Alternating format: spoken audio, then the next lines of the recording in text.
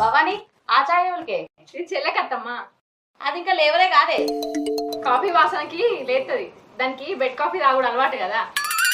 అది నీకు ఇవ్వాల్సింది పోయి నువ్వే దానికి ఇస్తానవా?